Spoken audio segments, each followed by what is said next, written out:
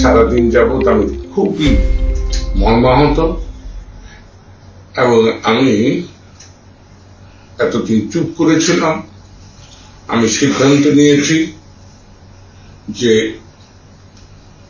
তরুণদের কোটা সংস্কার আন্দোলনকে আমি সমর্থন করি এবং নিবিষ্ট চিত্তে নিঃশঙ্কভাবে বলছি আমি তরুণদের এই কোটা আন্দোলন সমর্থন করছি।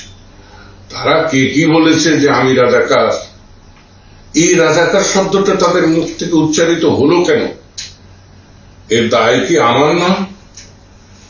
মুক্তিযুদ্ধেরকে সম্মান দিতে হবে, বঙ্গবন্ধুকে সম্মান দিতে হবে, স্বাধীনতাকে সর্বোচ্চ স্থান দিতে হবে।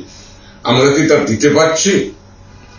আমি কিন্তু এভাবে স্বীকার করতে রাজি না যে আমরা বঙ্গবন্ধুর স্বাধীনতা এবং মুক্তিযুদ্ধকে সঠিকভাবে মূল্যায়ন করছি এবং সম্মান দিচ্ছি।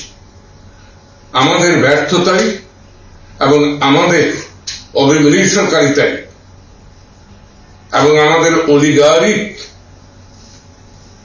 যে রাষ্ট্রযান্ত্রিক দানবতা, সেটাই আজকের অবস্থার সৃষ্টি করেছে।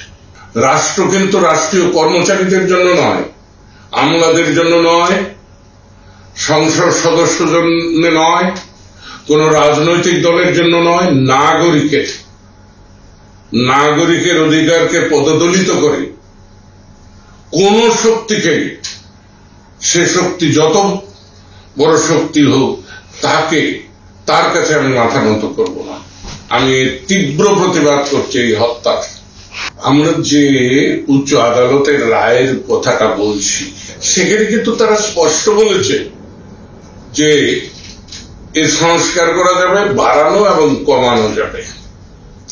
আজকে মহান স্বাধীনতা যুদ্ধ ৭১-এর কোন যোদ্ধা কোন চাকরি করার বয়সে নাই, এমনকি তাদের সন্তানদেরও নাই।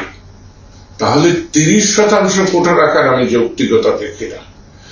কোটা থাকবে একটা মুক্তিযোদ্ধাদের, সেটা হলো মুক্তিযুদ্ধকে স্মারক হিসাবে, মুক্তিযোদ্ধাদেরকে স্বীকৃতি দেওয়ার জন্য, সম্মান জানানোর জন্য।